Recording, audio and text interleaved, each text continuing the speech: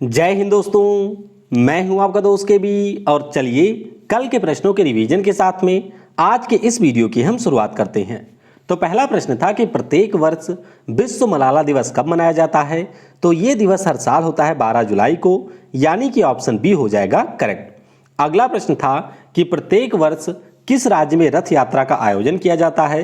तो इसका आयोजन उड़ीसा में होता है, यानी कि ऑप्शन सी हो जाएगा करेक्ट। अगला प्रश्न था कि जुलाई 2021 में किस राज्य की फाजिल आम की प्रजाति को बहरीन देश को निर्यात किया गया। तो ये हमारे पश्चिम बंगाल राज्य की है, यानी कि ऑप्शन डी हो जाएगा करेक्ट। अगला प्रश्न था कि जुलाई 2021 में किस शहर में हमारे देश का जो पहला निजी एलएनजी फैसिलिटी है, इसके प्लांट का उद्घाटन किया गया। तो नागपुर में उद्घाटन किया गया है, यानी कि ऑप्शन ए हो जाएगा करेक्ट।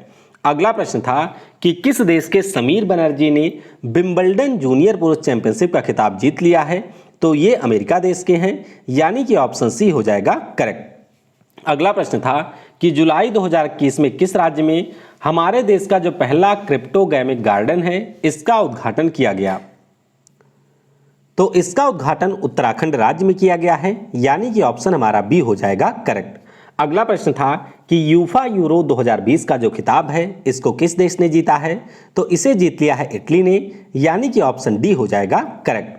अगला प्रश्न था कि जुलाई 2021 में पुस्तक द रामायण ऑफ श्री गुरु गोविंद जी की पहली प्रति किसको प्रदान की गई।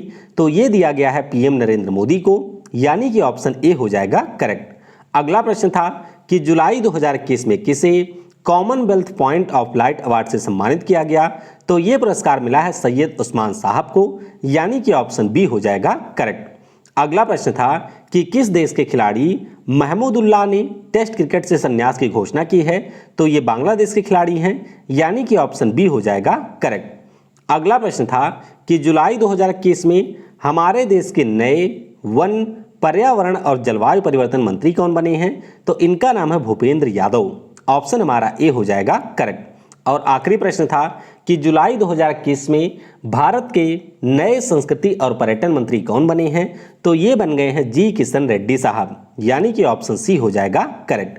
वीडियो में हम लोग आगे बढ़ें उससे पहले मैं आपको बता दूं, अगर अभी तक आपने मुझे अनअकैडमी के ऊपर फॉलो नहीं किया है तो नीचे आपको मेरी प्रोफाइल की लिंक मिलेगी, उसके ऊपर क्लिक करके आप मुझे अनअकैडमी के ऊपर फॉलो कर सकते हैं।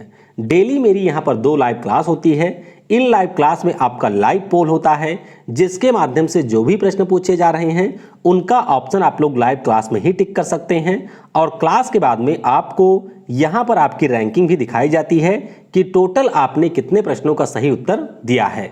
तो 12 बजे लूसेंट जीके की क्लास और दिन में 3:30 बजे ग्रुप डी के जो PYQ की क्लास है, ये दोनों आपको अनअकैडमी ऐप के ऊपर मिलेगी।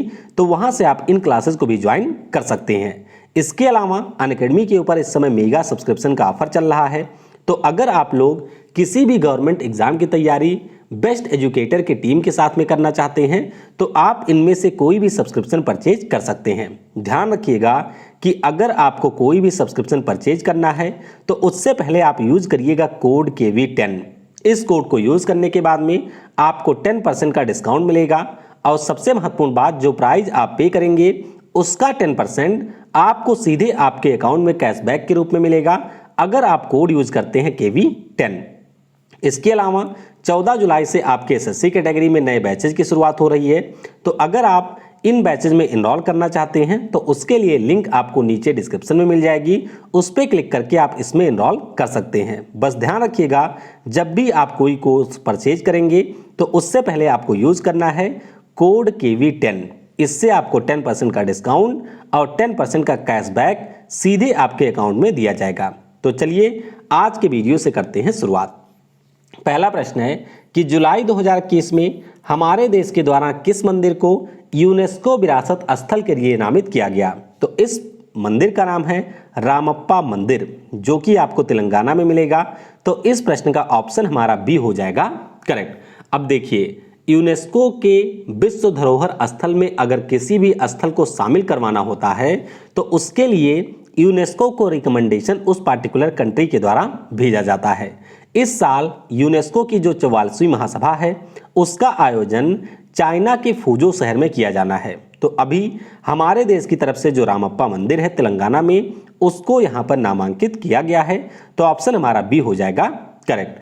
अब यहाँ पर आप देख सकते हैं ये हमारा रामप्पा मंदिर है जो कि तेलंगाना के मुलुगु जिले में देखने को मिलेगा। इसका निर्माण 1213वीं ईस्वी में काकतीय वंश के शासकों के द्वारा करवाया गया था। अच्छा, मंदिर आपके भगवान शिव का है। नाम इसका रामप्पा इसलिए रखा गया है क्योंकि इस मंदिर के जो वास्तुकार थे उनका नाम था रामप्पा, तो उन्हीं के नाम पर इस मंदिर का नाम रामप्पा है, लेकिन ये हमारे भगवान शिव को समर्पित एक मंदिर है। तो ये सारे पॉइंट आपको इस प्रश्न से याद रखने हैं। अगला प्रश्न है कि जुलाई 2021 में नेपाल देश के नए प्रधानमंत्री कौन बने? तो 5वीं बार नेपाल के प्रधानमंत्री बन गए हैं।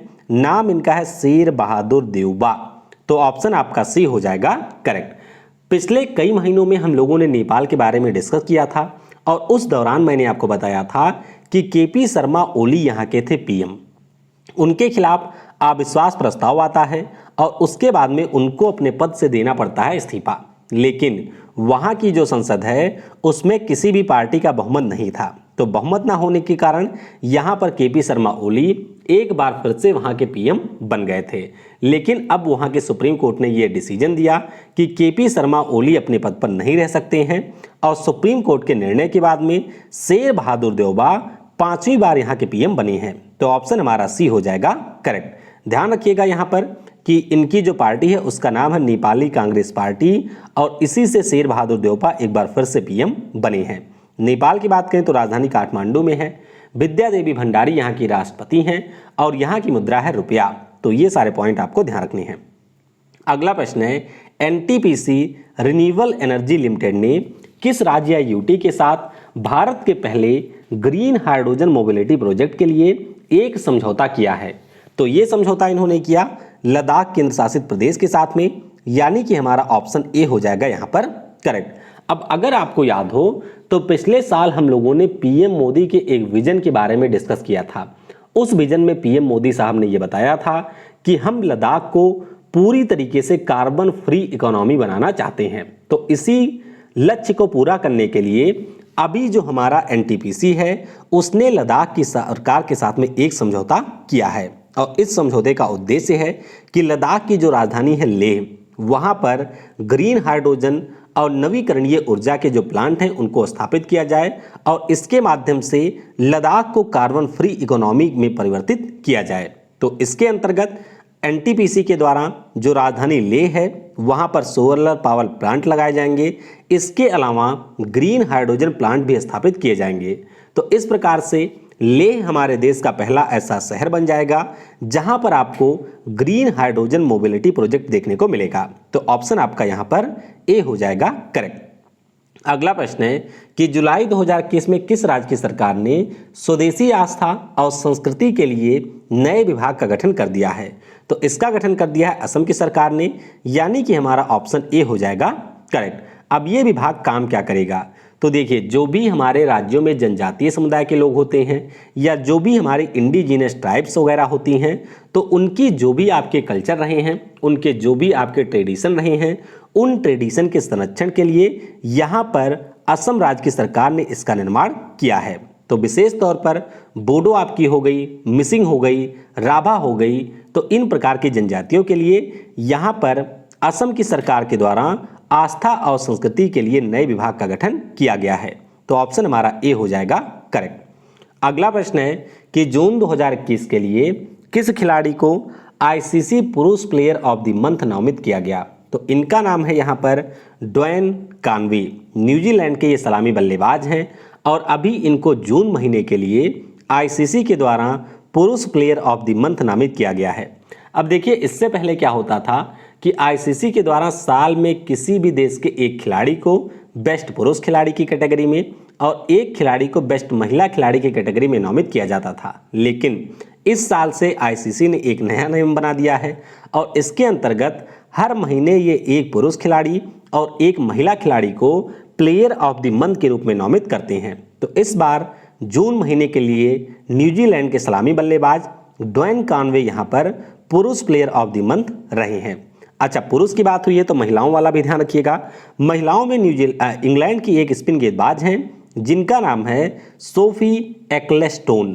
तो ये आपकी महिला प्लेयर ऑफ द मंथ रही हैं। तो ध्यान रखिएगा, आईसीसी का मुख्यालय आपको दुबई में मिलेगा। अध्यक्ष यहाँ के ग्रेग बार्कले हैं और अभी जो हमारे देश के सीईओ थे मनु साहनी, इनको इनके पद से हटा दिया गया है।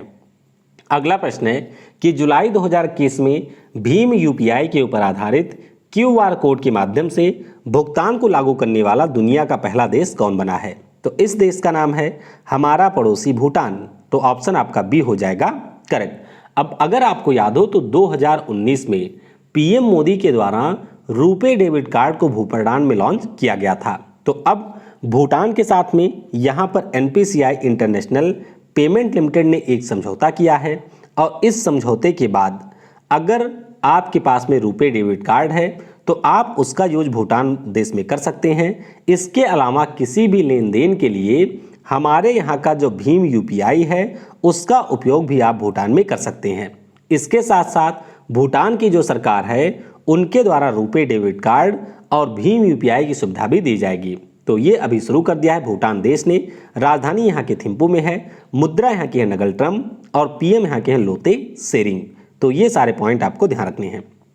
अगला प्रश्न है कि भारतीय सांस्कृतिक संबंध परिषद किस विश्वविद्यालय में बंगबंधु चेयर की स्थापना करेगा?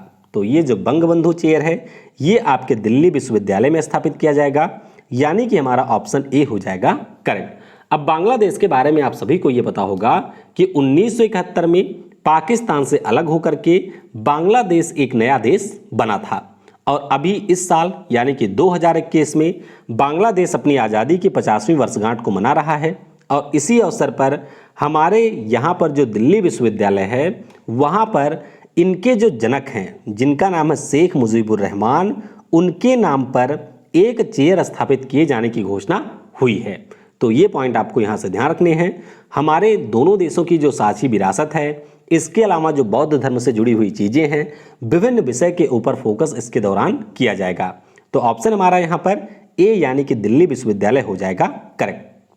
अगला प्रश्न है कि जुलाई 2021 में किस खिलाड़ी को यूरो 2020 गोल्डन बूट अवार्ड से सम्मानित किया गया? तो ये पुरस्कार मिला है पुर्तगाल के स्टार खिलाड़ी क्रिस्टियानो रोनाल्डो को, यानी कि हमारा ऑप्शन बी हो जाएगा करेक्ट। अभी कल ही हम लोगों ने डिस्कस किया था कि इस साल का जो आपका यूईएफए यूरो 2020 फुटबॉल टूर्नामेंट हुआ है उसका खिताब जीत लिया इटली ने। किसको हराया इटली ने? तो इन्होंने हराया था इंग्लैंड को। अब इसी के दौरान जो भी खिलाड़ी आपके टूर्नामेंट में सबसे ज़्यादा गोल करता है उसको दिया जाता है गोल्डन बूट का अवार्ड। तो क्रिस्टियानो रोनाल्डो जिन्होंने टूर्नामेंट में केवल 4 ही मैच खेले थे, इसमें इनके द्वारा टोटल 5 गोल किए गए थे और इसी के लिए इनको ये पुरस्कार मिला है। तो ऑप्शन हमारा बी हो जाएगा यहाँ पर करेक्ट। अगला प्रश्न है कि केंद्रीय मंत्री नितिन गडकरी ने किस राज्य में मकरू नदी के ऊपर एक ब्रिज के निर्माण की आधारशिला रखी है? तो इसकी आधारशिला अभी रखी गई आपके मणिपुर राज्य में, यानी कि हमारा ऑप्शन डी हो जाएगा करेक्ट। दरअसल जो हमारे रोड हाईवे और परिवहन मंत्री हैं इनका नाम है नितिन गडकरी और इन्हीं के द्वारा अभी आपके मणिपुर राज्य में टोटल 16 परियोजनाओं की आधारशिला रखी गई और इसी के अंतर्गत इनके द्वारा मकरू नदी के ऊपर जो एक आपका ब्रिज बनेगा उसके निर्माण की भी आधारशिला रखी गई है। तो 45 करोड़ की लागत से ये पुल बनेगा और असम से मणिपुर के बीच में जो कनेक्टिविटी है उसको यह और ज़्यादा बेहतर बनाएगा। तो ध्यान रखिएगा मकरू नदी पर इस ब्रिज का निर्माण किया जा रहा है। अगला प्रश्न है कि खेलो इंडिया यूथ गेम्स 2022 का जो आयोजन है ये आपके कहां पर किया जाएगा? तो इस साल यानी कि 2021 में नवंबर महीने में जो हमारा चौथा खेलो इंडिया यूथ गेम्स है इसका आयोजन हरियाणा के पंचकुला में किया जाना था, लेकिन अभी कोविड-19 के कारण जो इसका आयोजन है उसको 2022 तक के लिए टाल दिया गया है। अब इसका जो आयोजन है वह आपके हरियाणा में ही होगा, लेकिन आयोजन होगा फरवरी 2022 में। तो ऑप्शन हमारा डी हो जाएगा करेक्ट। अच्छा, खेलो इंडिया यूथ गेम्स की बात हुई है तो ध्यान रखिएगा हमारे यहाँ का जो खेल और युवा मामलों का मंत्रालय है उनके द्वारा 2018 में इसकी शुरुआत हुई थी। तो दिल्ली में आपका पहला संस्करण हुआ था, दूसरा हुआ था महाराष्ट्र में, तीसरा असम के गुवाहाटी में हुआ और चौथा आपका होगा हरियाणा में। तो ऑप्शन हमारा डी हो जाएगा करेक्ट। अच्छा, यहाँ पर आप लोग खेलो इंडिया यूथ गेम्स का लोगो देख रहे होंगे, ये इसका लोगो है। तो जरा नीचे कमेंट में बताइएगा कि किस कंपनी के द्वारा इसके लोगों का निर्माण किया गया था। ये आपके ग्रुप डी में पूछा गया प्रश्न है, तो नीचे कमेंट में आपको बताना है कि किसने इस लोगो का निर्माण किया है। अगला प्रश्न है कि जुलाई 2021 में अबी अहमद अली किस देश के एक बार फिर से प्रधानमंत्री चुने गए हैं? तो ये आपके इथियोपिया देश के नए पीएम बन गए हैं, यानी कि हमारा ऑप्शन ए हो जाएगा यहाँ पर करेक्ट। आप सभी को ये पता होना चाहिए कि 2019 में जो आपका शांति के क्षेत्र में नोबेल पुरस्कार मिला था, उससे अबी अहमद अली को सम्मानित किया गया था। तो इनकी पॉपुलैरिटी काफ़ी ज़्यादा है इथियोपिया में, और अभी यहाँ की जो संसद है उसके 436 सीटों में से इनकी पार्टी ने 410 सीटें यहाँ पर जीत ली हैं। तो ध्यान रखिएगा, अबी अहमद अली 5 सालों के लिए एक बार फिर से इथियोपिया के यहाँ पर बन जाएंगे पीएम। इथियोपिया की बात करते हैं तो अफ्रीका महाद्वीप का ये देश है। ये सोमालिया, जिबूती, इरिट्रिया, सूडान, दक्षिण सूडान, उसके अलावा केन्या, इनके साथ में अपनी सीमा को साझा करता है। राजधानी यहाँ की आदिस अबाबा में है और मुद्रा यहाँ की है इथियोपियन बिर। तो ये सारे पॉइंट भी आपको ध्यान रखने हैं। अगला प्रश्न है कि जुलाई 2021 में यशपाल शर्मा जी का निधन हुआ, तो ये हमारे किस खेल से संबंधित थे? याद रखिएगा कि हम लोगों ने पहली बार जो क्रिकेट विश्व कप है वह 1983 में जीता था, और उस समय जो हमारी टीम थी उसके मेंबर थे यशपाल शर्मा साहब। तो अभी इनका निधन हो गया है, यानी कि हमारा ऑप्शन सी हो जाएगा करेक्ट। तो ये आप देख सकते हैं यशपाल शर्मा साहब हैं। भारत की तरफ से इन्होंने 37 टेस्ट और 42 ओडीआई मैचों में पार्टिसिपेट किया था, और अभी इनका निधन हो गया है। तो ये रहा हमारा आज का करंट अफेयर। अब आइए कल के प्रश्नों का उत्तर जान लेते हैं। पहला प्रश्न मैंने पूछा था कि कर्नाटक राज्य के नए राज्यपाल कौन बने हैं? तो कौन बन गए हैं? थावर चंद गहलोत, जो कि पहले सामाजिक न्याय और अधिकारिता मंत्री थे, वे कर्नाटक के नए राज्यपाल बने हैं। अगला प्रश्न था कि मध्य प्रदेश के नए राज्यपाल कौन बने हैं? तो मध्य प्रदेश के बन गए हैं छगन भाई पटेल, मंगू भाई छगन भाई पटेल, ये डबल हो गया है। तो छगन भाई मंगू भाई पटेल आपके मध्य प्रदेश के नए राज्यपाल बने हैं। हरियाणा राज्य के नए राज्यपाल कौन बने हैं? तो हरियाणा के आपके बन गए हैं बंडारू दत्तात्रेय। कौन? हिमाचल प्रदेश के जो थे वो आपके बन गए हैं अब हरियाणा के। और झारखंड की बात करते हैं तो इसके नए राज्यपाल बने हैं रमेश बैस साहब। तो ऑप्शन हमारा रमेश बैस हो जाएगा यहाँ पर करेक्ट। अब आज के वीडियो से आपके लिए प्रश्न है कि गोवा राज्य के नए राज्यपाल कौन बने?